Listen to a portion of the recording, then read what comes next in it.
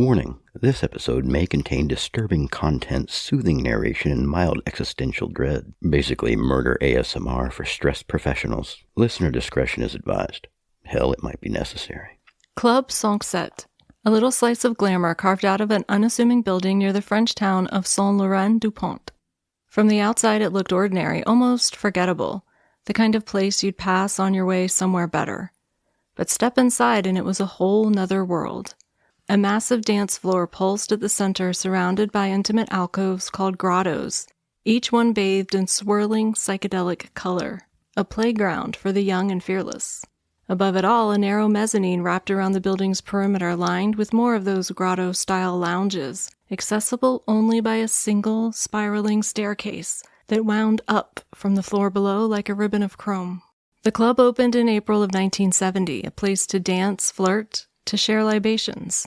A place to forget the pressures of the world for a while. A place that, before long, would leave a scar so deep the community would never heal.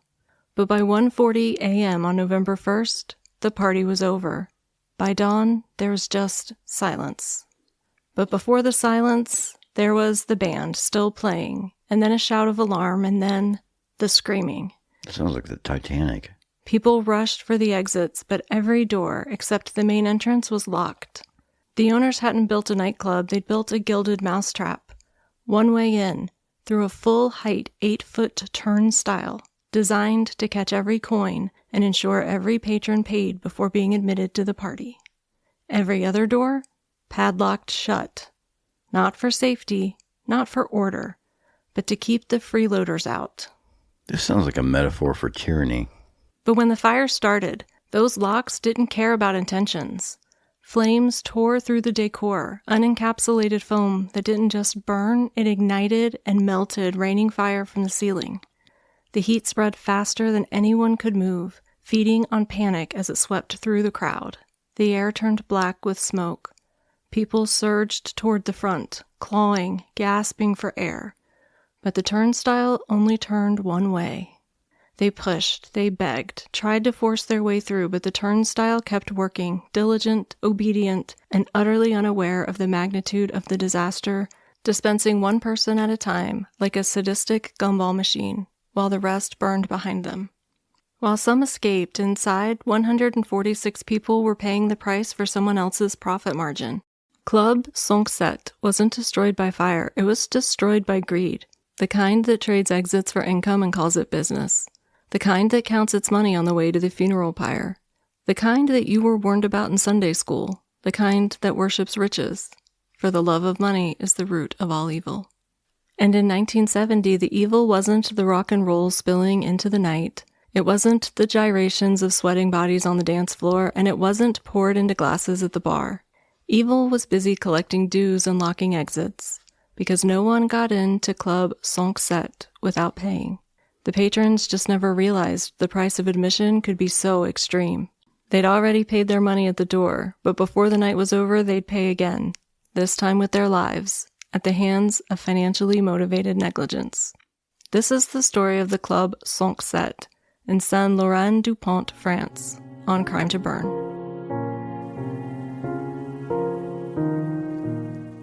Welcome to Crime to Burn, where we explore the dark city landscape where true crime intersects with arson and criminal negligence. Join us as we sift through the ashes to bring you the story of what really happened.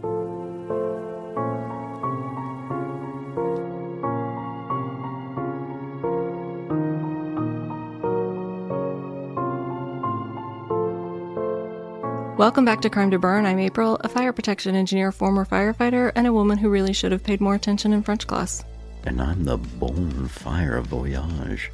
Le pyro magnifique. Viva la burn. I'm trying, man. I know I'm butchering every language but my own, and including my own, probably. Now for everyone's favorite part of the show, where I shamelessly beg for your help. If you love Crime to Burn, do us a solid. Leave a 5-star rating or quick written review wherever you listen. It's totally free. It takes about 10 seconds, and it helps us out more than you can possibly know. And while you're feeling generous, check today's show notes for the link to our spread shop so you can rep Crime to Burn everywhere you go, because nothing says I'm well-adjusted like merch from a true crime podcast about arson. And if you really want to help keep the fires burning, join our Patreon, aka the Cult of Steve. All 3 membership tiers get you ad-free episodes, bonus Steve-isodes, and our quarterly newsletter packed with unhinged spiritual guidance from everyone's favorite cult that doesn't require matching robes. And for those of you already subscribed as Indoctrinated or Inner Sanctum members, your sticker drop is happening. The new designs are in, and they will be hitting the mail on Monday. These are Patreon-only stickers, and you can't get them anywhere else. So if you want to be in on the next one, you know where to find us. The link is in the show notes. And while you're at it, come hang out with us on social media. We're on Instagram, Facebook, X, and TikTok. Follow, comment, and send us your fire memes. Whatever helps you feel spiritually aligned with Steve. Use the hashtag je ne sais quoi.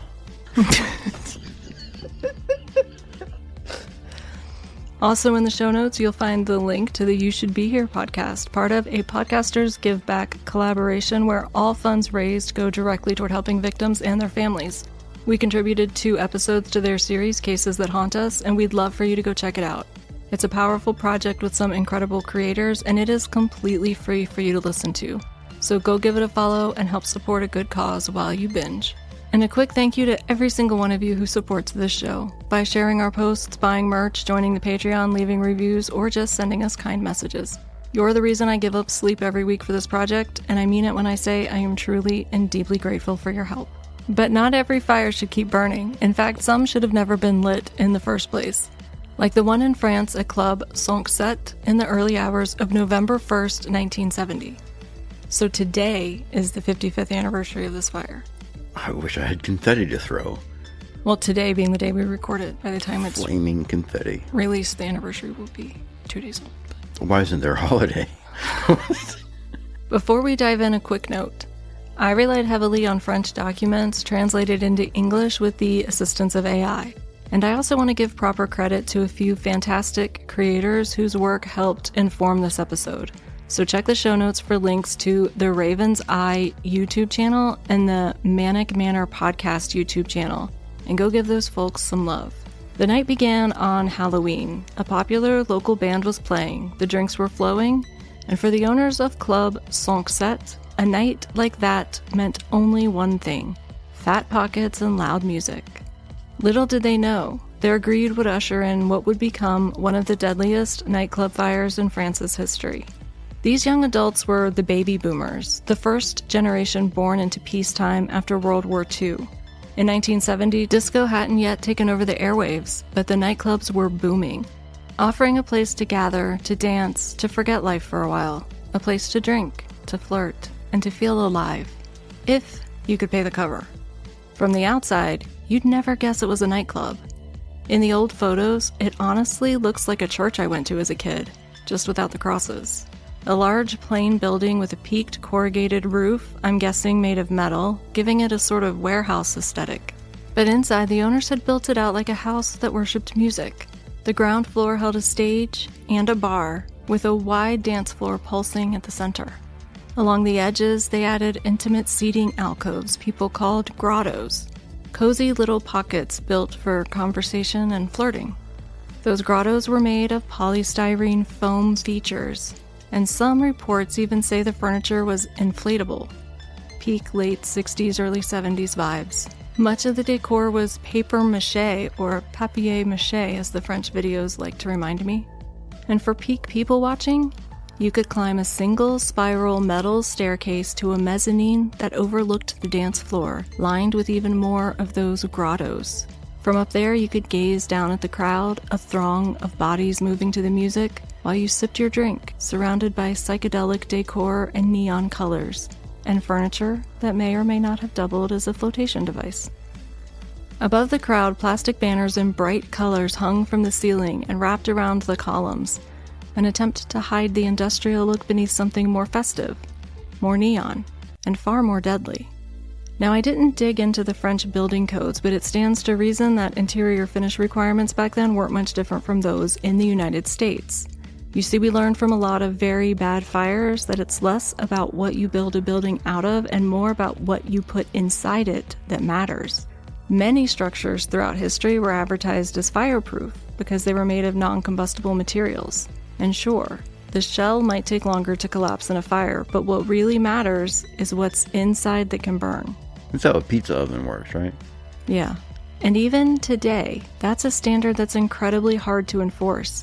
It requires extensive testing to measure the smoke development and flame spread ratings, which is exactly why you can't just DIY your latest Pinterest idea in a public building. For those of you who grew up watching Trading Spaces and choked a little watching Hildy glue straw to someone's wall, yeah, that's what I'm talking about. Wall coverings, floor coverings, even furniture, they all have to meet specific requirements. Requirements that most DIYers and probably a few interior designers on surprise home makeover shows are either unaware of or blissfully ignorant of in the name of aesthetics. So you're saying when I plastered these walls in Pop Rocks, that might have been dangerous? Yeah, I don't know. We'll have to do some fire testing on Pop Rocks.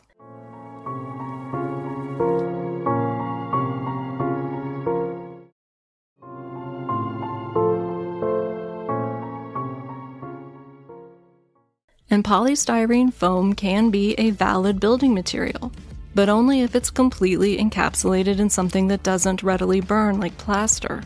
But competently encapsulated in said plaster. Yes. Some people get lazy on inside corners and stuff like that.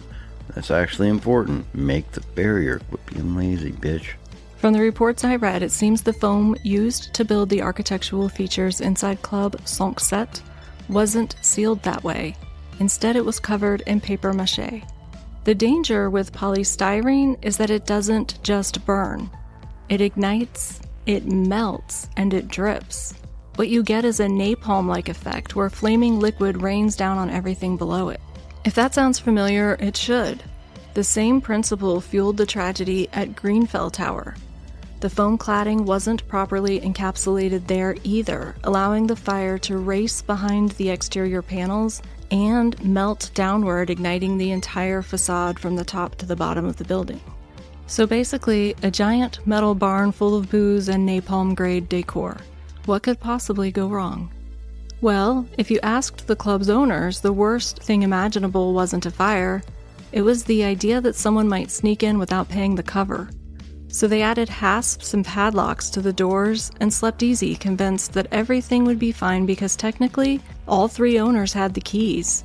Keys they believed could be deployed in an emergency, which tells you everything you need to know. These weren't just people with bad taste in decorating.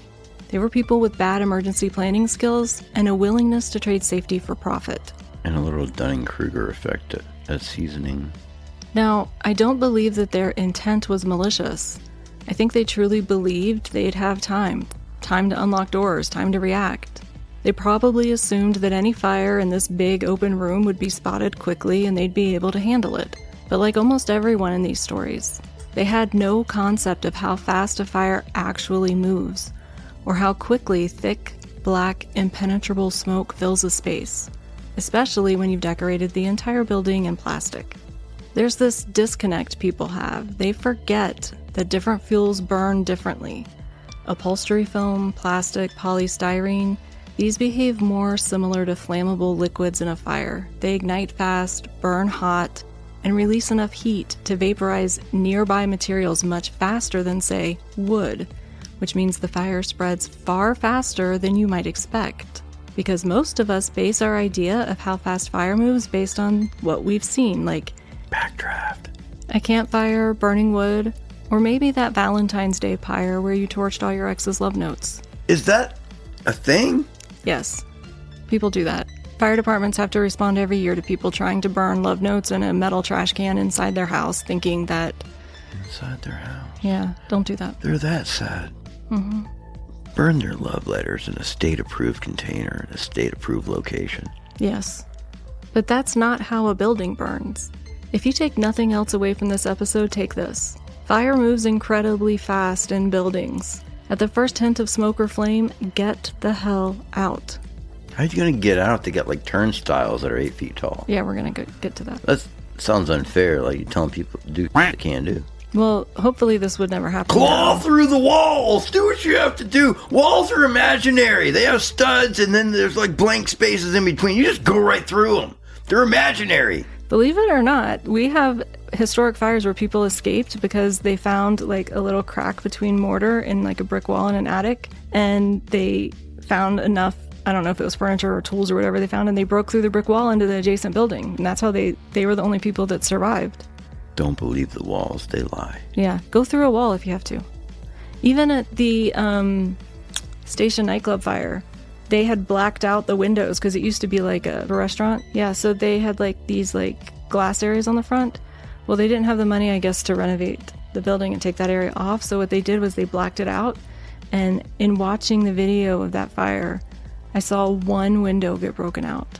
One. Because people just didn't put it in their head that they could go that way. And in the panic and hypoxia and confusion, one person thought to throw a chair through a window and get out that way.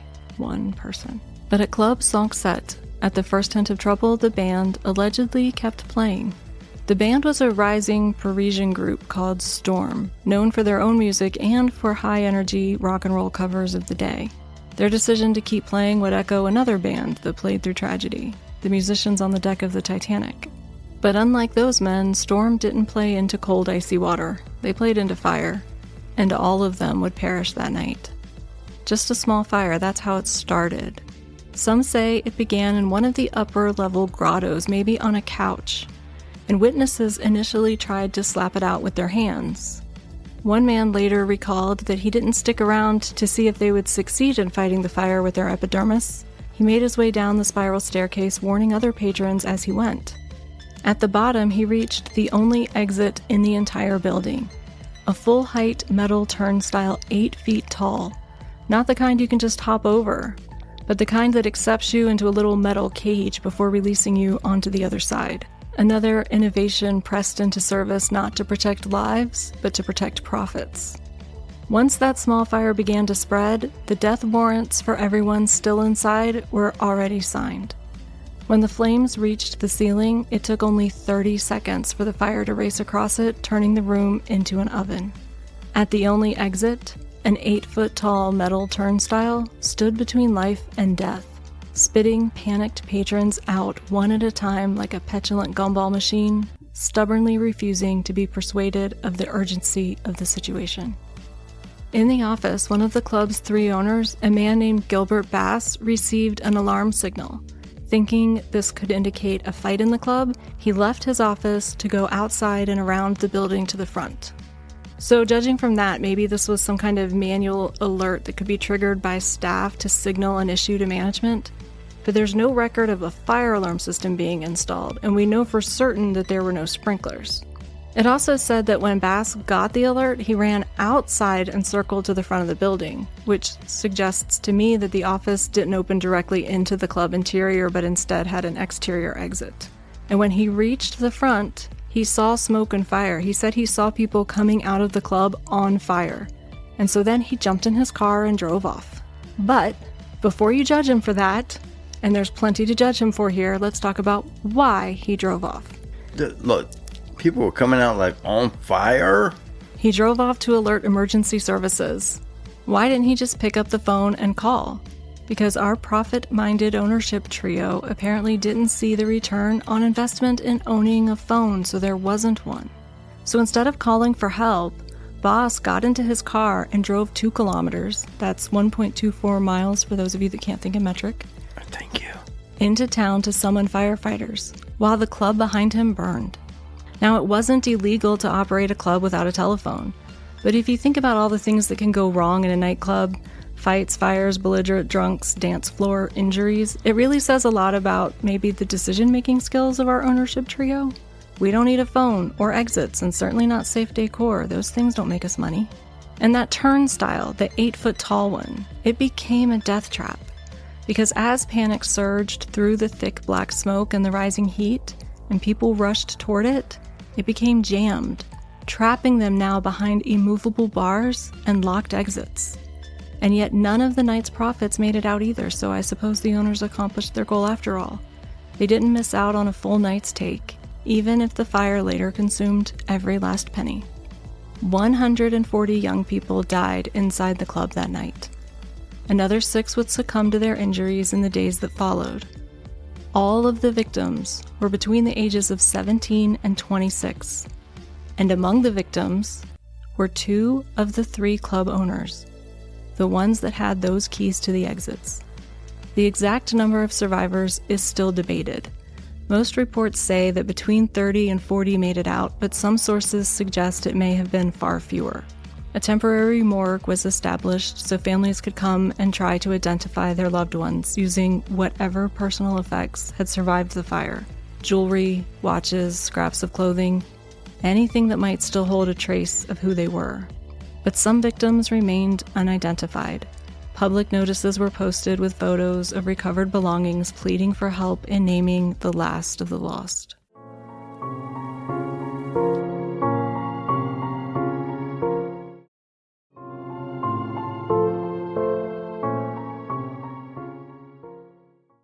Ultimately, 19 victims were never identified. They were laid to rest together in the churchyard of Saint-Laurent-du-Pont.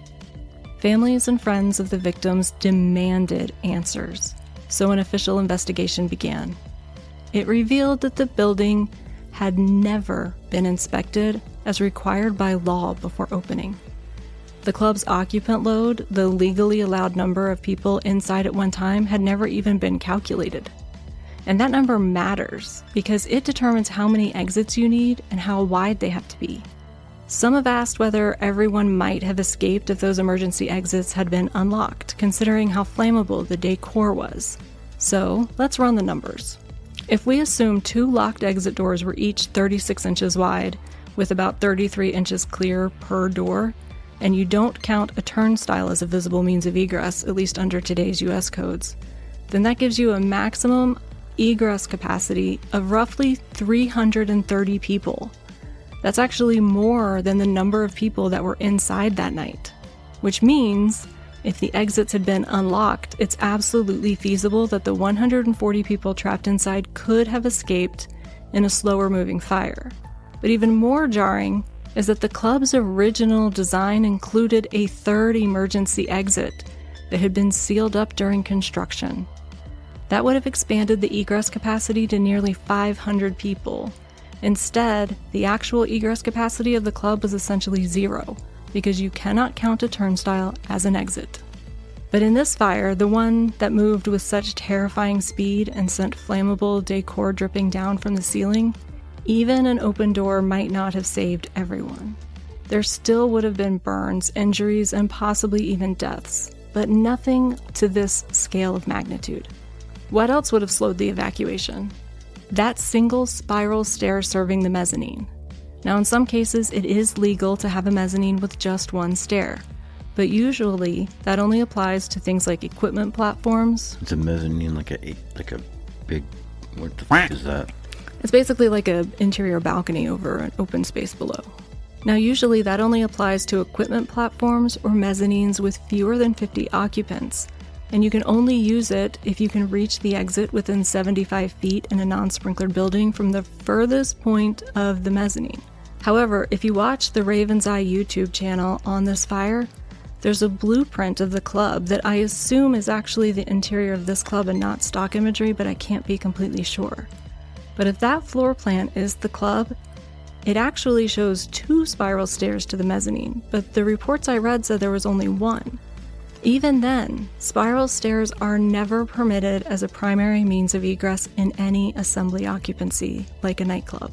Now, I don't have the French codes from 1970 to confirm whether this rule existed back then, but it seems unlikely that anyone, even in the 70s, would have approved a single-exit mezzanine with only 1 spiral stair. It screams bad idea, even louder than neon decor. And speaking of the decor, the inquiry cited that polystyrene, plastic, and papier-mâché were all illegal interior finishes at the time. Remember, the club had just opened in April, and the fire occurred in the early hours of November 1st, just 7 months. By law, the mayor would have had to issue an approval for the club to operate, a process that required an inspection. In the US, we call that a certificate of occupancy. And I'm not sure what the French equivalent is, but the principle is the same. You can't legally open a public building without it. That failure led to political fallout. Mayor Pierre Perrin was suspended, along with the Secretary General of the Prefecture, Albert Ulrich. The mayor was charged with causing injury through negligence, and the 2 building contractors faced the same charge. In the end, their sentences were light: 15 months for the mayor, 13 and 10 months for the contractors, but they were all suspended sentences, which in the US means that they didn't serve any jail time, and I can only assume it means the same in France. Boss, the one surviving owner, was actually charged with manslaughter. Now, he was found guilty and sentenced to 2 years in prison. That works out to about 5 days per person that died in the fire. But on appeal, his sentence was reduced to only 18 months, suspended. Now, you might think that Boss would clear the area after that, but surprisingly, he remained in the area working at a paper mill until his death in 2021. It seems that the rumors were that the mayor, club owner, and builders were just scapegoats for a systemic negligence that led to this disaster. Some believe that other officials should have been held responsible, including the local police, who are alleged to have been patrons of the club and therefore would have known that it was operating illegally.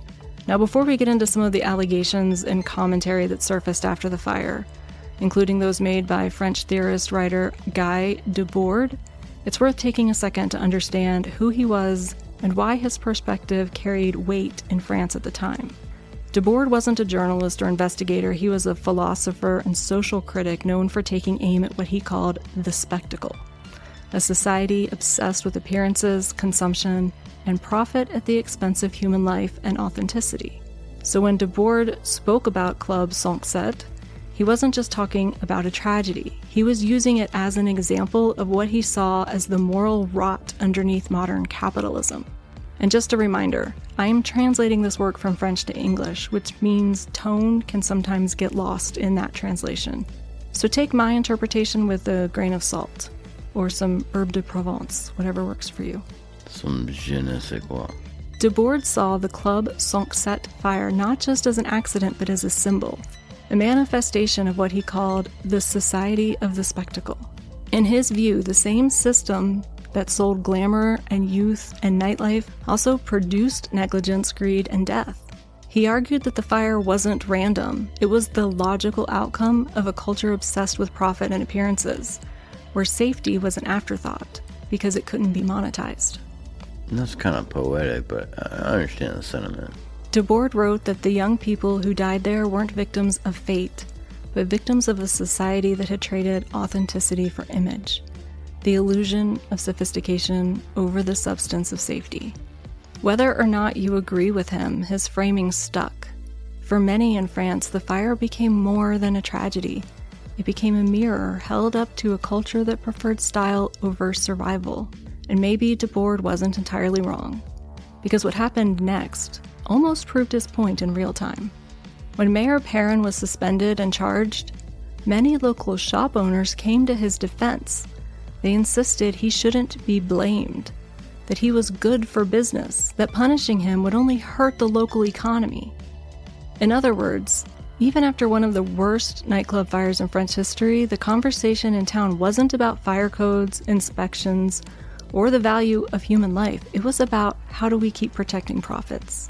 Debord would have called that the spectacle at work, the illusion that success and stability matter more than accountability. And in that way, the Club Cinq-Sept fire became more than a tragedy. It became a case study in exactly what he'd been warning us about. And of course, no disaster like this ends without whispers.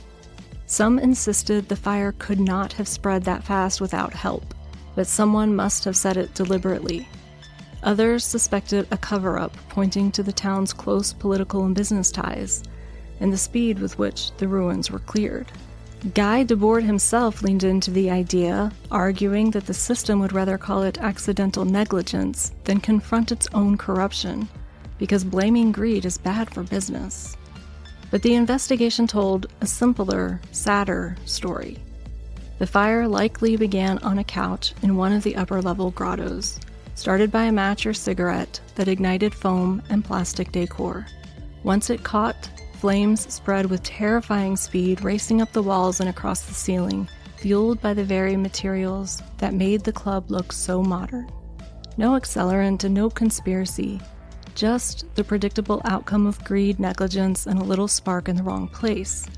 And as the investigation dragged on, more rumors filled the void.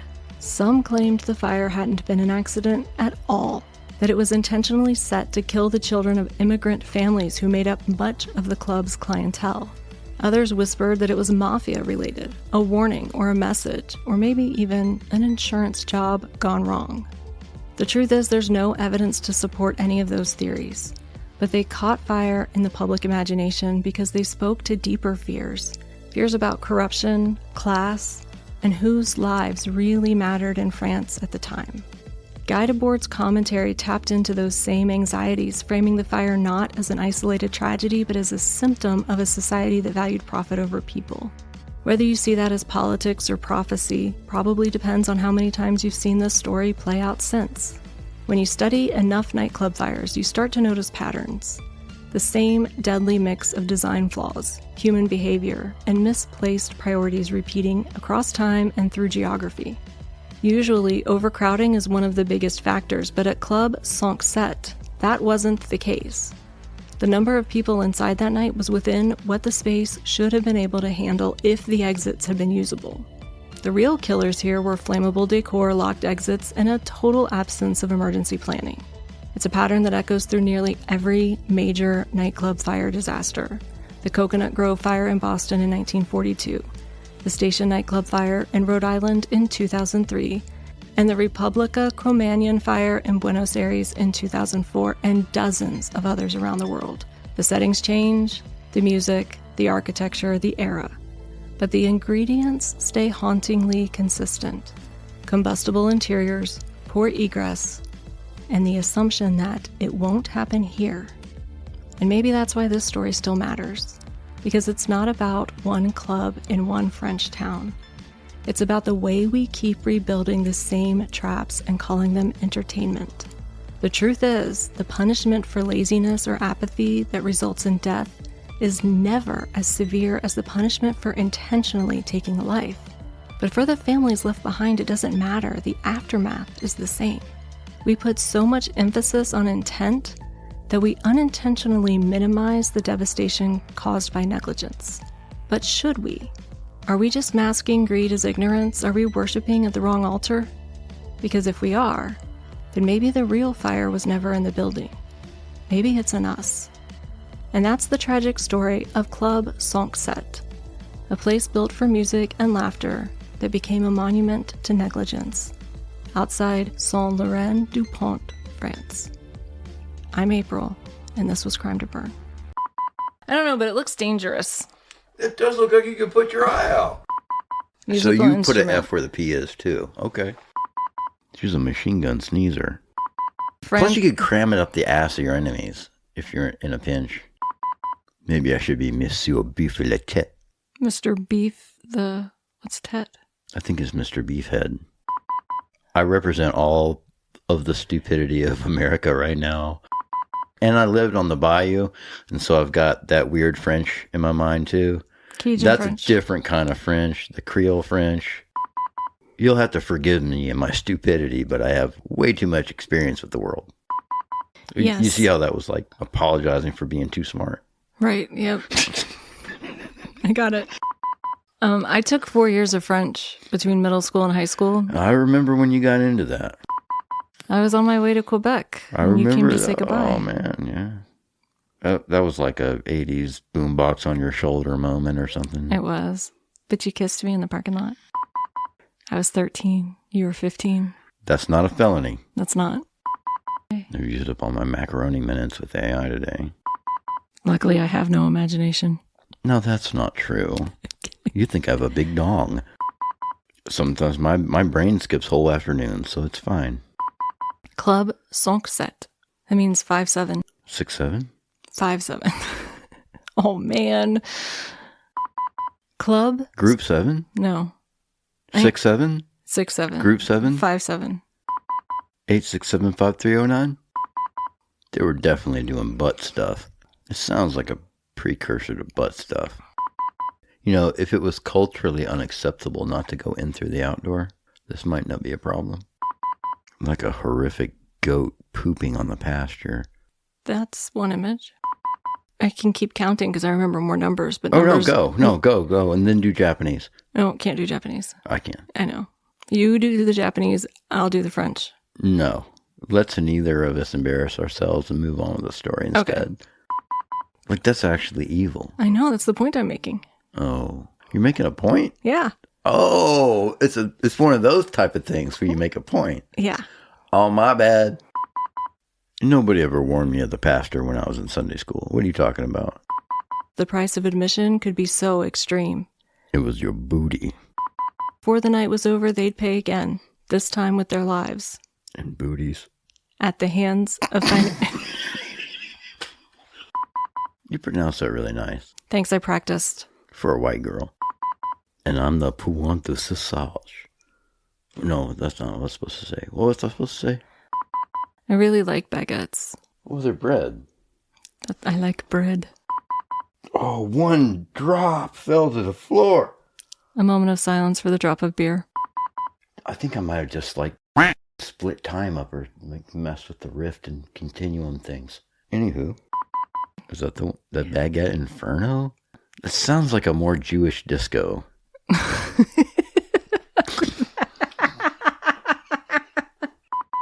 And I mean it when I say I am truly and deeply grateful for your help. Sometimes I miss and so you all. This little fire keeps burning because of you. But not every fire should keep burning.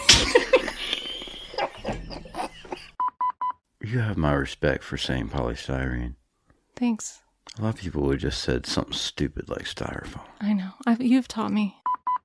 And nobody said anything about palm trees, but I'm going to get into more about what they had. Can we get an inflatable palm tree? Yes. We'll get a bunch of people to come lick the walls in here. I don't want people's tongues on my walls.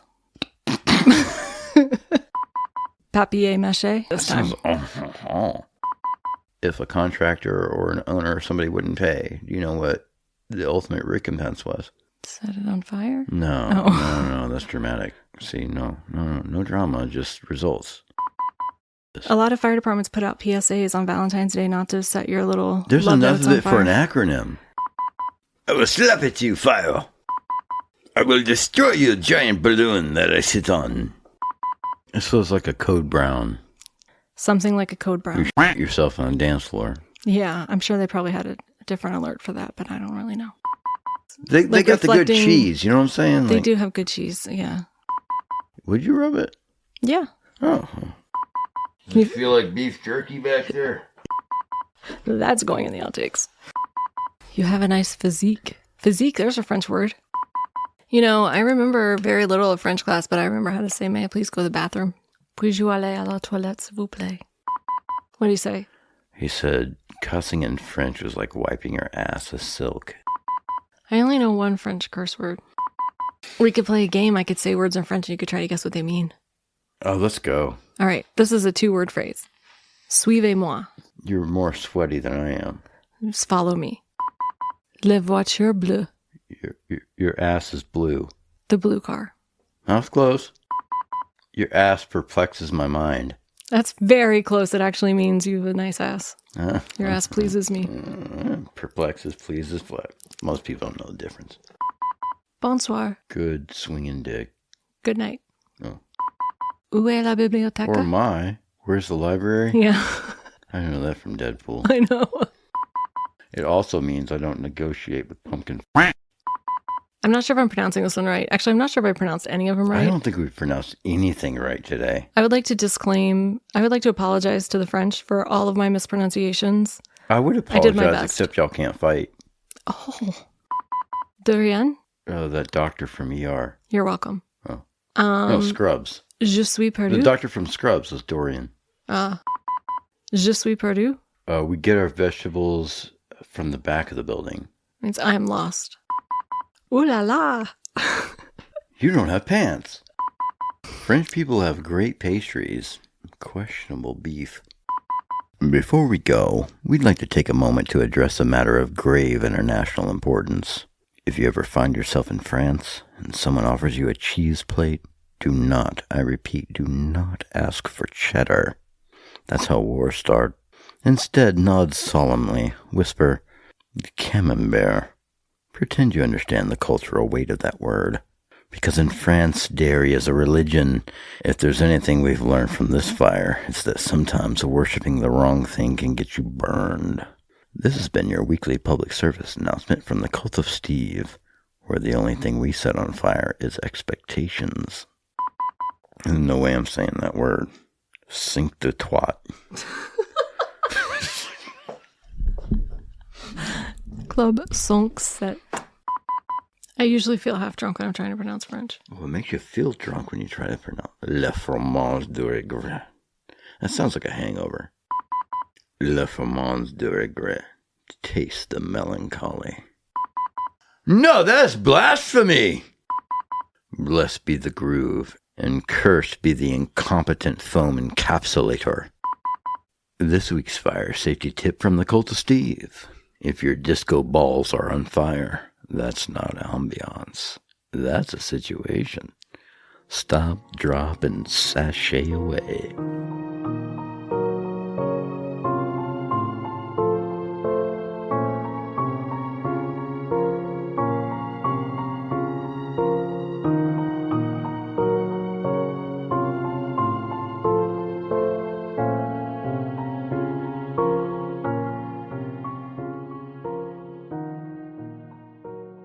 Crime to Burn is a production of Crime to Burn, LLC, where we light fires in your brain and not your buildings. All rights reserved. Still spiritually parched after this episode? It's okay, Steve believes in cross-pollination. Here's a trailer for a show we think deserves to infiltrate your ear holes, in a good way. Don't forget to leave a 5-star review before you go. Steve is watching. Do you love true crime and travel? Having traveled the world solo the last couple of years and being obsessed with true crime, I found myself researching others who took the same vacations but never made it home. The Last Trip is a true crime podcast covering missing and murdered people that were living their best lives on vacation. I'm your host, Jamie Beebe, and each week I'll bring you on The Last Trip, taking a deep dive into vacation culture and travel spots, tips on staying alive while traveling, and ultimately recreating someone's last days in paradise. What led to their last trip? What are the hard facts? What is the final outcome? And could you be next?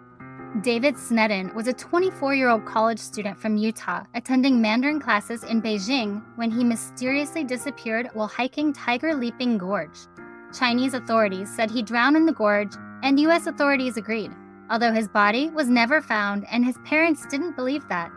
7 years later, out of the blue, they got a phone call from a former U.S. official who had evidence David is still alive. This case sounds like a Hollywood movie, but evidence doesn't lie. So where is David Snedden? Famous rugby player and Celebrity X Factor contestant Levi Davis went missing in Barcelona last year while on a backpacking trip through Europe. Just days before he vanished, he posted a 15-minute video to his Instagram account saying his life was in danger and people were after him. After he disappeared, several theories emerged. But what really happened to Levi Davis?